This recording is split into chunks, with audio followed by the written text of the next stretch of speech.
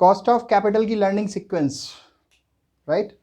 Cost of capital जो कि एक इम्पोर्टेंट चैप्टर है ना केवल बिजनेस इकोनॉमिक्स के लिए बल्कि आपका जो है फाइनेंशियल मैनेजमेंट के लिए भी।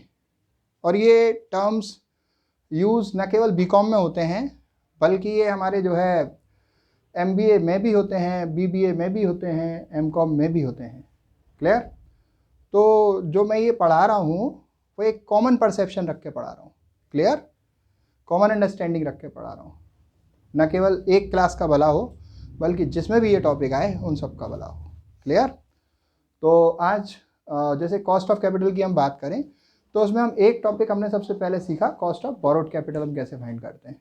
बोरोड कैपिटल का मतलब लोन लिया और उस पर इंटरेस्ट हम दे रहे हैं, तो उससे रिलेटेड कॉस्ट हम कैसे फाइंड करते हैं। दूसरी ओर cost of preference share capital हम कैसे फाइंड करते हैं। आपने प्रेफरेंस शेयर इश्यू करे और आपके पास पैसा आया, प्रेफरेंस शेयर होल्डर्स को आपको in return preference share dividend देना है, तो उसकी कॉस्ट हम कैसे फाइंड करते हैं हमने सीखा। और जस्ट इससे प्रीसीडिंग जो टॉपिक था that was cost of equity share capital. Clear. कि इक्विटी शेयर होल्डर्स को हम डिविडेंड देते हैं, उनके पैसे से हम बिजनेस करते हैं, पैसा कमाते हैं, अर्निंग करते हैं, अर्निंग पर शेयर वगैरह होता है बिजनेस में कंपनी का, तो हम cost of equity share capital कैसे कैलकुलेट करते हैं after tax and before tax. Clear. ये सब हमने सीखा और वो डिफरेंट केसेस थे। लेकिन एक बात ज़रूरी है कि डायरेक्ट जंप नहीं कर सकते हम किसी लेक्चर में। जो हमारा जैसे कोई सीखे कि भाई आज मैं जो पढ़ाऊंगा वो सीधे डायरेक्ट करे तो समझ में तो आ जाएगा, कोशिश हम पूरी करते हैं, लेकिन बेटर अंडरस्टैंडिंग के लिए वो होती है सीक्वेंस में लर्निंग होनी चाहिए। तो लेक्चर 1, लेक्चर 2, लेक्चर 3, लेक्चर 4 इस तरीके से सीक्वेंस में चीज़ों को सीखें, right. It is a better advice. Clear. आज हम बात करते हैं हमारे cost of equity share capital की बाद में आता है cost of retained earnings. Heading दे देता हूं पहले, देखो cost of retained earnings.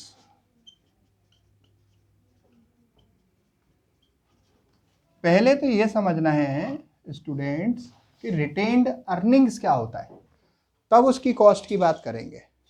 Clear. बहुत ध्यान से सुनना एक एक वर्ड को। रिटेन्ड अर्निंग्स मतलब हम बात कर रहे हैं ऐसी अर्निंग की जिसको रिटेन कर लिया। किसने रिटेन कर लिया? कंपनी ने। क्लियर। क्यों रिटेन कर लिया? रिटेन का मतलब अपने पास बचा के रख लिया। क्लियर। क्यों बचा के रख लिया? एग्जाम्पल देके समझाएंगे। मान लीजिए कंपनी ने 1000 रुपीज़ अर्न करे, उसमें से 600 रुपीज़ शेयर होल्डर्स को डिविडेंड के फॉर्म में बांट दिए, 400 रुपीज़ रिटेन कर लिए, रख लिए अपने पास। क्यों रख लिए? बिजनेस को फ्यूचर में एक्सपेंड करने के लिए, बिजनेस में री इन्वेस्टमेंट करने के लिए, बिजनेस को आगे और बढ़ाने के लिए। अच्छा, एक बात आप समझ लीजिए कि कंपनी बिजनेस में जो भी कमाती है वो सारा का सारा शेयर होल्डर्स का होता है। क्लियर।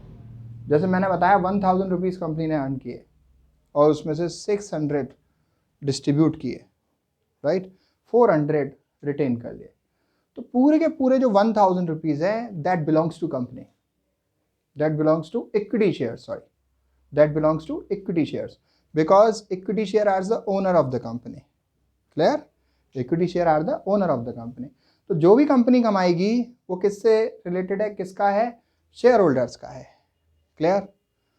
तो जितना कंपनी ने कमाया, कमाने का मतलब ये है आफ्टर टैक्स प्रॉफिट, मतलब प्रॉफिट सारा होता है, उसमें से सबसे पहले हम लोग लोन का इंटरेस्ट देते हैं, फिर जो आता है फिर हम टैक्स देते हैं, फिर जो आता है उसमें से प्रेफरेंस शेयर्स का डिविडेंड देते हैं, फिर जो बचता है वो हमारा अर्निंग होता है कंपनी का, वो है 1000 रुपये। मैंने एक एग्जाम्पल जो लिया उसमें से कंपनी ये पूरा का पूरा 1000 रुपया भी शेयर होल्डर्स को बांट सकती है चाहे तो, लेकिन कभी ऐसा होता नहीं है।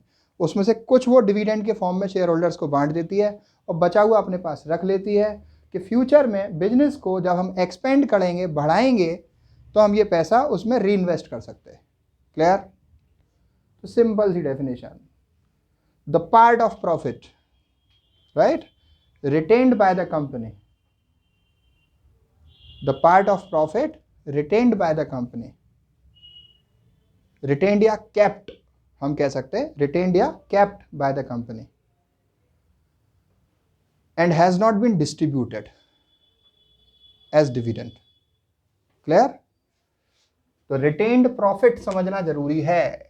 Retained profit,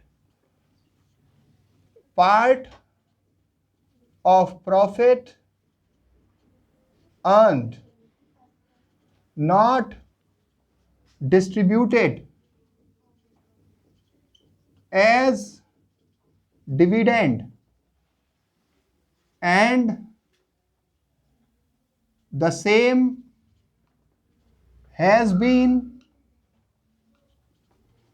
kept for business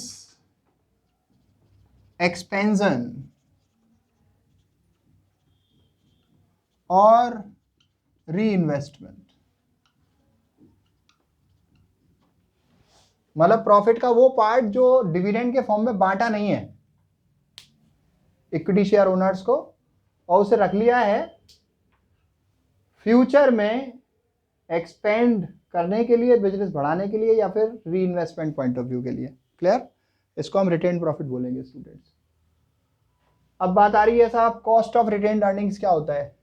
तो कॉस्ट ऑफ रिटेन्ड अर्निंग्स को मैं शो करता हूं, CRAT, CR से डिनोट करते हैं। वो आगे कंप्यूट करना सीखेंगे तो हम आगे उसको डिनोट करेंगे।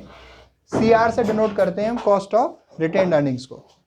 किस चीज़ से डिनोट करते हैं? CR से। CR का क्या मतलब होता है?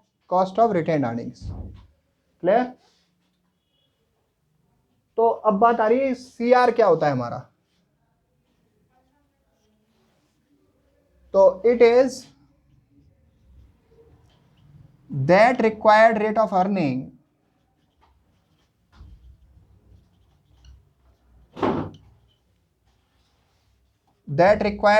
earning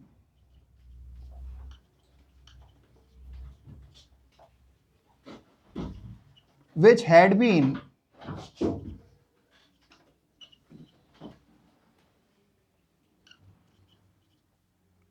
earned by the shareholder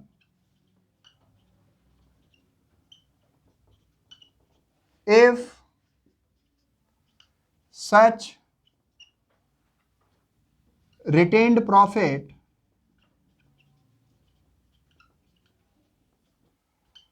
had been distributed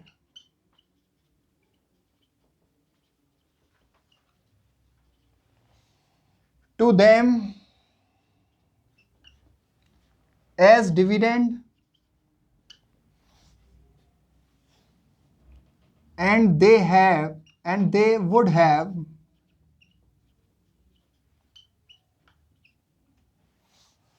earned some returns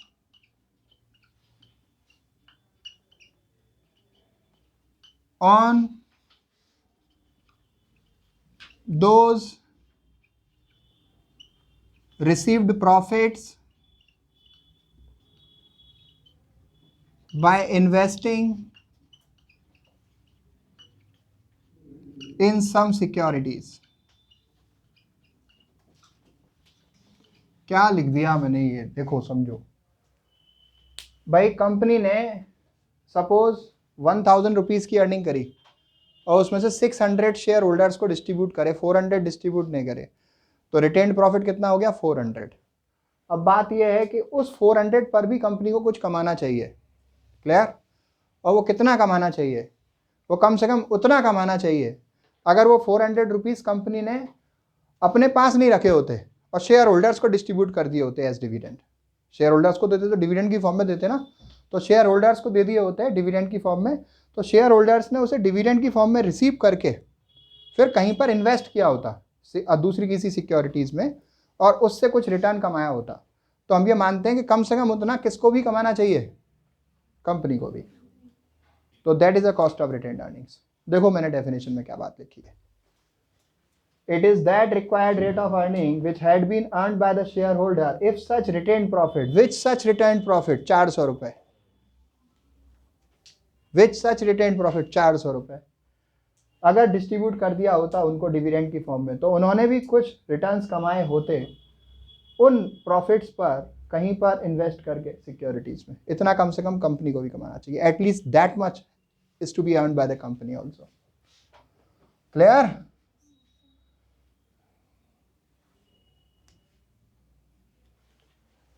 earning for company, for company, company के लिए। अभी देखिए क्या फॉर्मूला हम यूज करते हैं cost of retained earnings calculate करने के लिए। कॉस्ट ऑफ रिटेन्ड अर्निंग्स की फाइंडिंग के लिए क्या फॉर्मूला अप्लाई होता है, ध्यान से देखिए। CRAT से डिनोट करते हैं इसको हम। ये दो मेथड में हम कैलकुलेट करते हैं स्टूडेंट्स। एक होता है डिविडेंड यील्ड मेथड, एक होता है earning yield method. Full form में बोल रहा हूं आपके लिए, डिविडेंड यील्ड मेथड, दूसरा है अर्निंग यील्ड मेथड।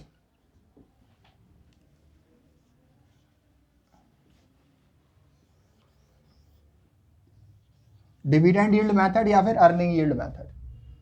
तो डिविडेंड यील्ड मेथड में हमारा फॉर्मूला क्या होता है, देखिए DPS अपॉन MP, थोड़ा दूर 100, फिर इसके बाद EPS अपॉन MP, थोड़ा दूर 100। अब ये थोड़ा दूर का क्या मतलब है, दूरी कम करनी है, राइट। थोड़ा दूर, ऐसे दूर दूर थोड़ी ना लिखना है, ऐसे होता है थोड़ा दूर 100, राइट। दूरियां कम करेंगे, तो दूरियां कम होंगी जब वहां पर कुछ फिल हो जाएगा, that is a fill in the blank. 1 minus TD upon 1 minus TC। इसी तरीके से यहां पर भी आएगा students, 1 minus TD 1 minus TC। Clear? फिर इसके बाद अब ये जरूरी है कि ये साहब इतना लिखवा दिया है, इसका मतलब क्या है, राइट। एक बात तो ये समझ लीजिए आप कि जो ये cost of retained earning after tax का फॉर्मूला है, ये आफ्टर टैक्स के लिए यूज होगा, राइट।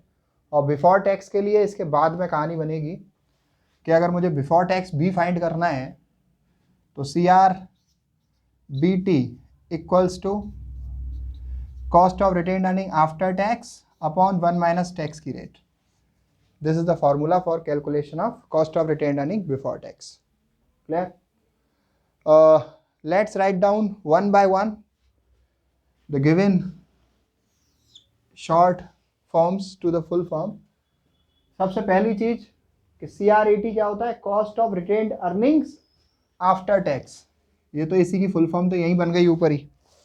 CRAT मतलब cost of retained earnings after tax.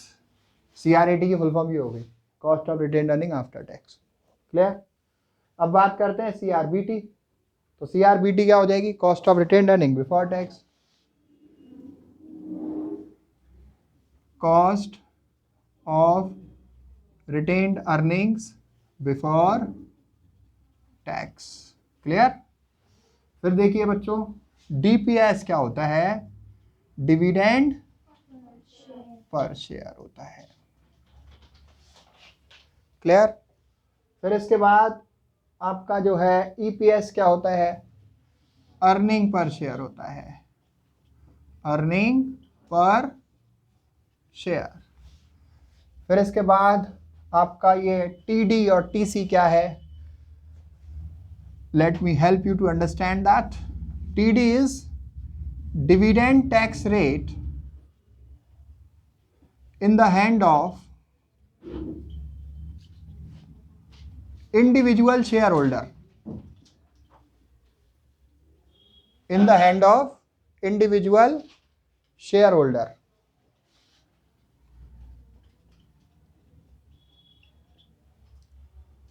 And TC is capital gain tax applicable to individual shareholder. Capital gain tax applicable to individual shareholder. अब देखिए इन this, इसके बाद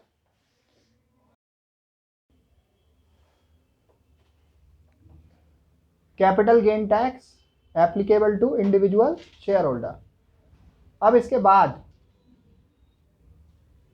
सीआरबीटी बता दिया, सीआरईटी बता दिया, 1 माइनस टी। टी क्या होता है?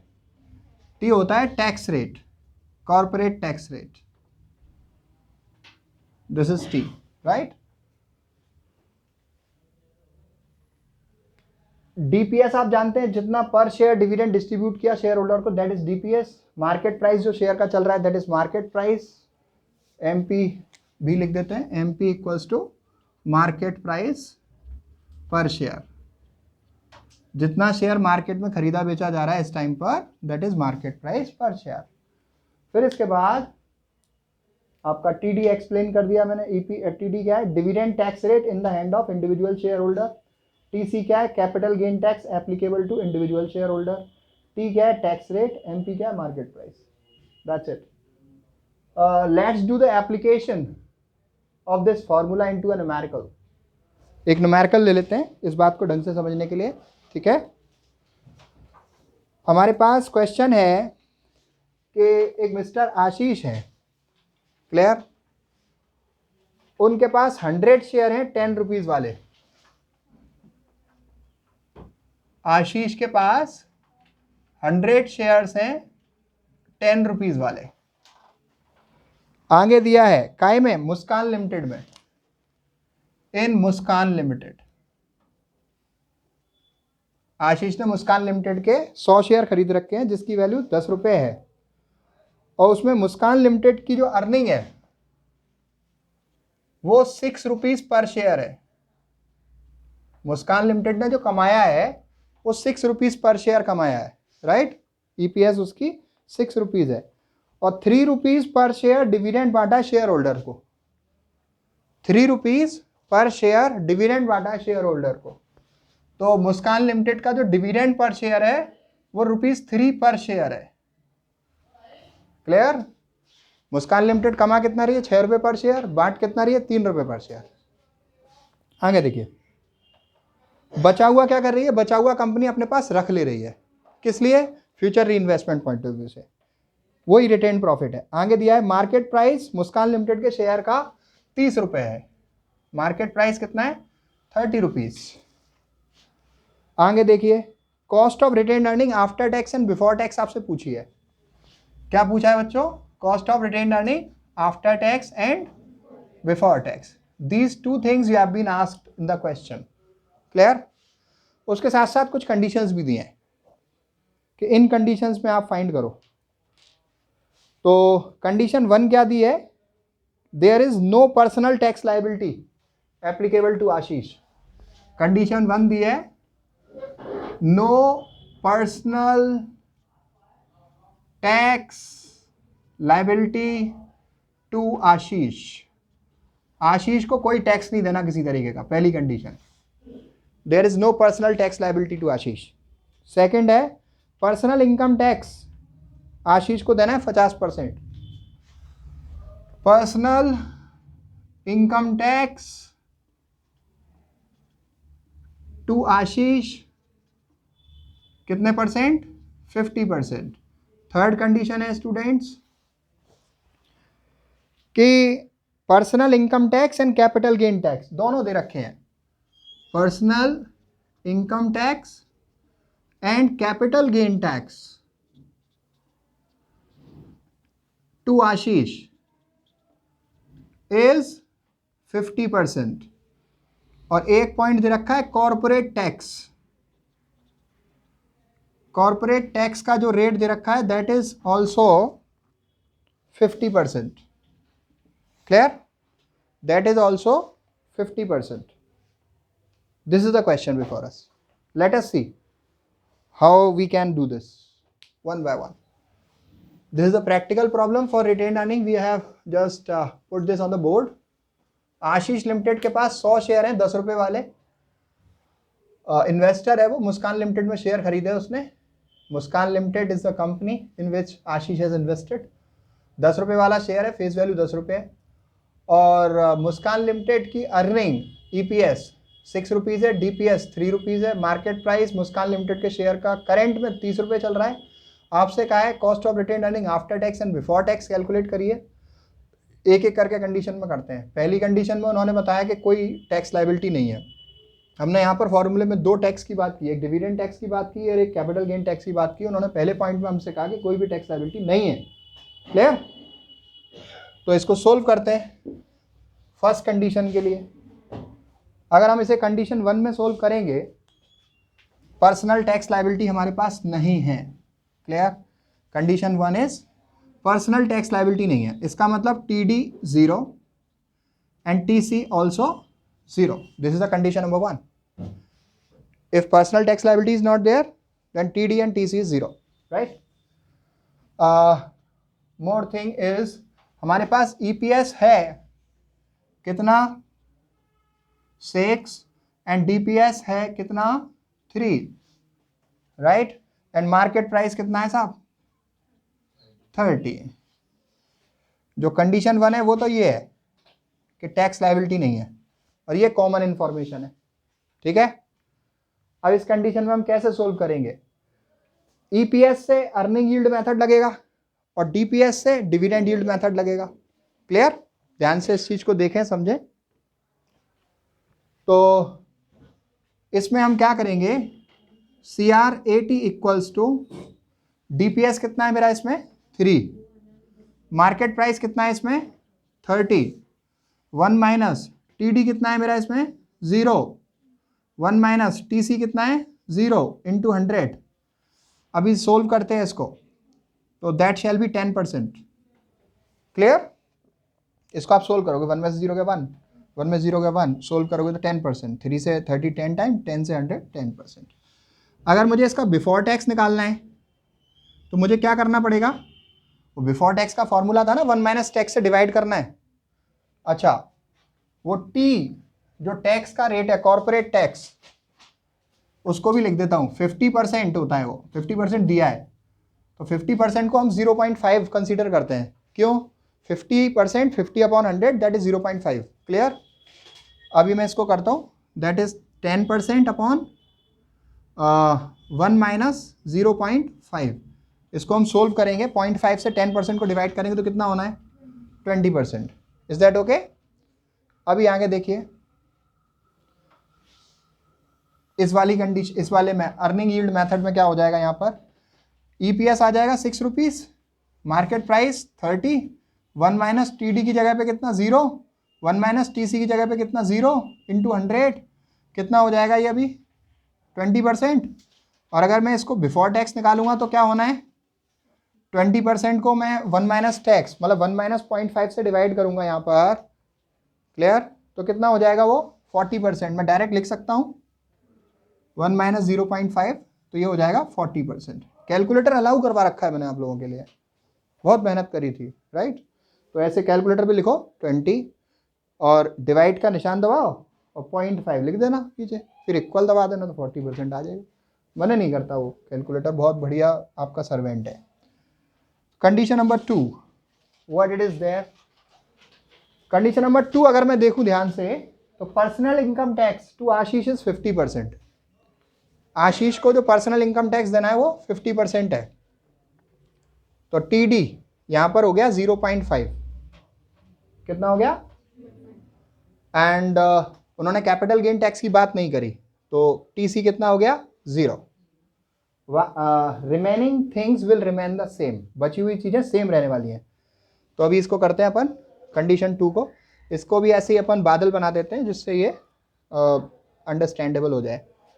तो CR80 कितना हो जाएगा, DPS कितना है मेरा 3 और 1 minus TD 0.5 and upon market price 30, TC कितना है 0, क्लियर, इनटू 100। अभी इसको सोल्व करते हैं तो ये कितना हो जाएगा 5% हो जाएगा, है ना, तो इट शैल बी 5%, ओके। अभी इसको सोल्व करोगे तो, और बिफोर टैक्स कितना हो जाएगा, ये 1 माइनस टैक्स से डिवाइड करोगे तो 10%, हाँ। अभी इधर करते हैं इसमें, ये कौन सा मेथड है, अर्निंग यील्ड मेथड, राइट। तो इसमें आप करेंगे तो कितना होना है, ये CR80 इक्वल्स टू, बोलिए 6, हमारा मार्केट वो dividend per share, earning per share है, मार्केट प्राइस 30, 1 माइनस TD 0.5 और 1 माइनस TC कितना है 0। इसको सोल्व करूंगा तो मेरा कितना होगा, ये इट शैल बी 10%। अच्छा, इनटू 100 भी लिखना है, वहाँ पे लिख दो 100, तो ये भी 10% हो जाएगा, क्लियर। फिर इसके बाद बिफोर टैक्स निकालना है तो 1 माइनस टैक्स रेट से डिवाइड होगा, डबल हो जाएगा 20%, कोई प्रॉब्लम नहीं। अभी अपन कंडीशन नंबर 3 करते हैं, ठीक है। Condition number 3, what is there in condition number 3? Condition number 3 is saying personal income tax and capital gain tax to Ashish is 50%। दोनों चीज कितनी है, 50% है। कंडीशन 3,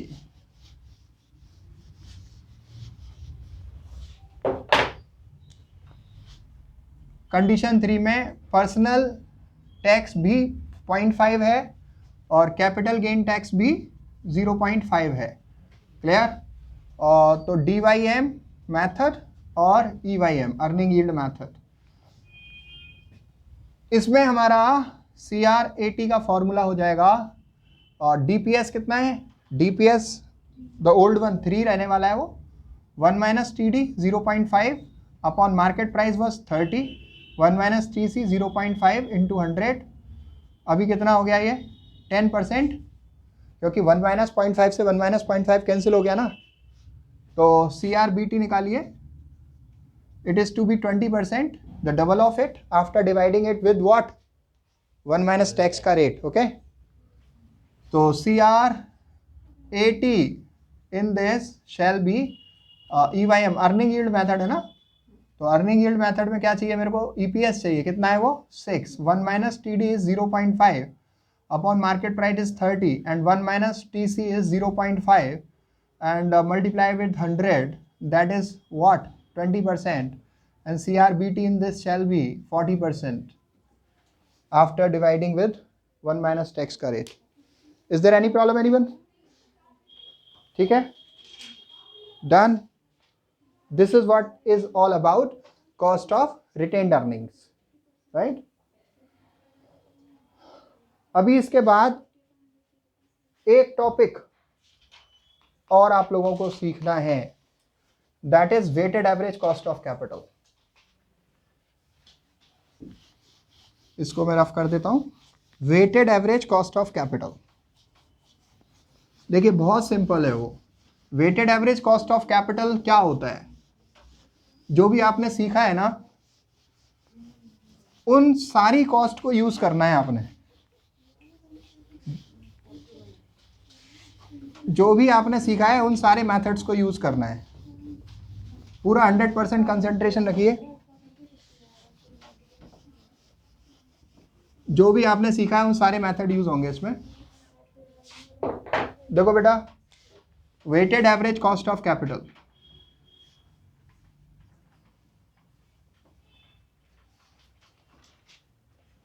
ये क्या चीज होती है।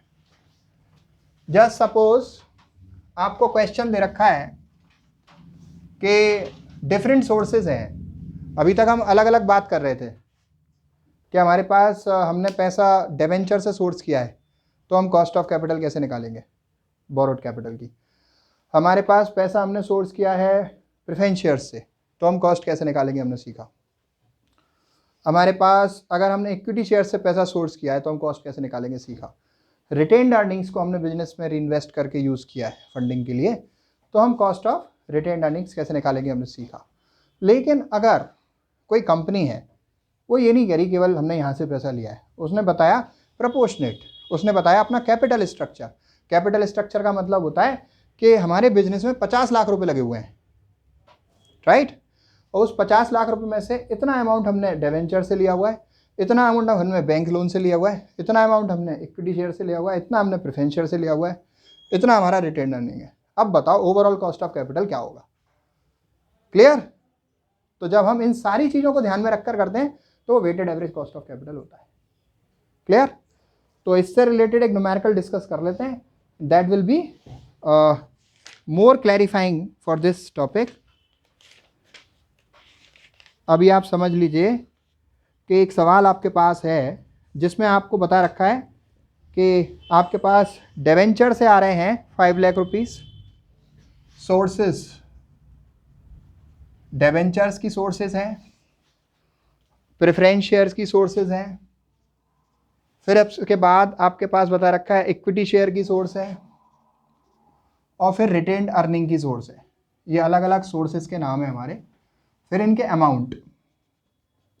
अमाउंट उन्होंने हमें दे दिए 5, 8, 12, 5 lakh rupees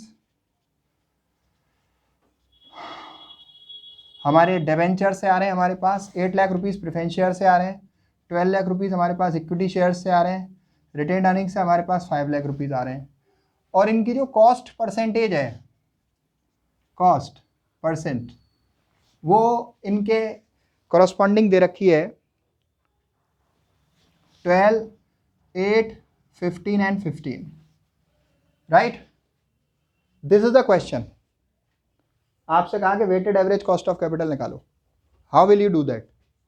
it is too easy to calculate, right.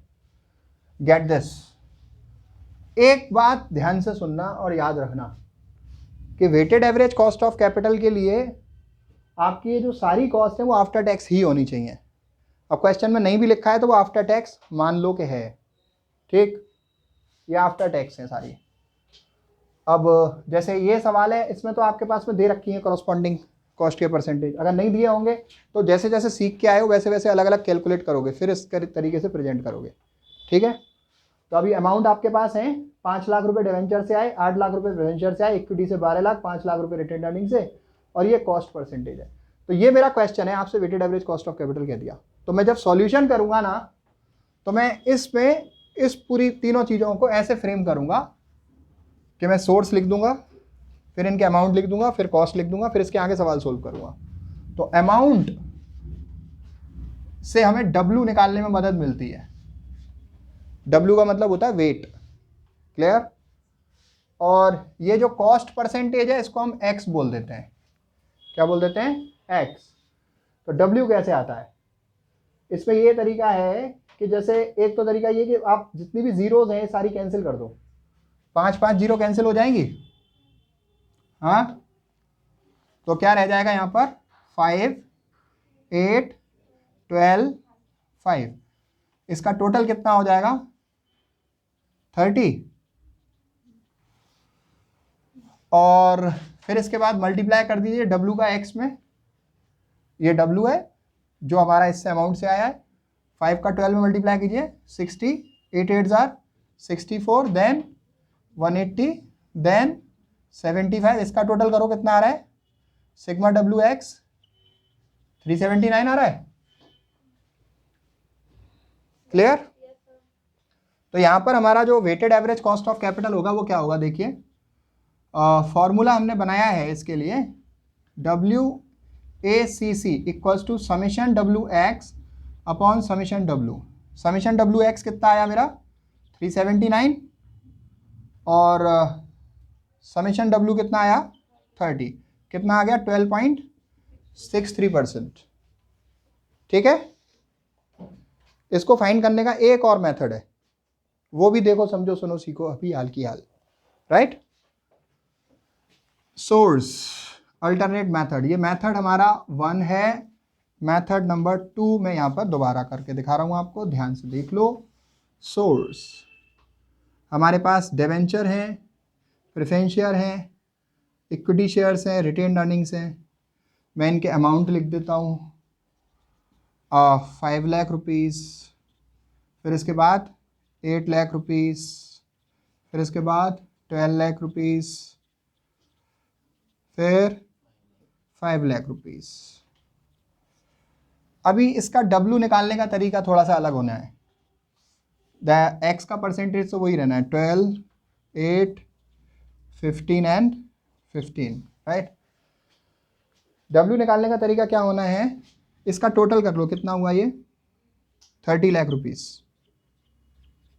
ये टोटल आ गया, ठीक है। अब इन सारे अमाउंट्स को टोटल से डिवाइड करते जाओ, इन सारे अमाउंट्स को टोटल से डिवाइड करते जाओ एक एक करके। देखो 5 लाख को 30 लाख से डिवाइड करो, कितना आएगा, करो हल ख्याल। 5 lakh divide 30 lakh, what will come, 0.1666 आएगा। कितना आएगा, 0.1666। तो मैं उसको राउंड ऑफ कर दूंगा, 0.167 लिख दूंगा। कितना लिख दूंगा, 0.167, ठीक है। अभी 8 लाख को मुझे किससे डिवाइड करना है, 30 लाख से। 8 lakh divided by 30 lakh, what will come, 0.2666। तो 0.267 कर दूंगा मैं उसको, राइट। अभी 12 लाख को डिवाइड करो 3 लाख से, तो 0.4। अब मैं 2 जीरो अपने आप लगा दूंगा इसमें, रीजन बीइंग कि वो इक्वल दिखे डेसिमल का प्लेस वैल्यू में, राइट, सीक्वेंस में दिखे। 5 लाख को 30 लाख से डिवाइड करो, 0.1666 है, वो 7 कर सकते हैं, लेकिन मैं इसको 6 ही कर देता हूँ।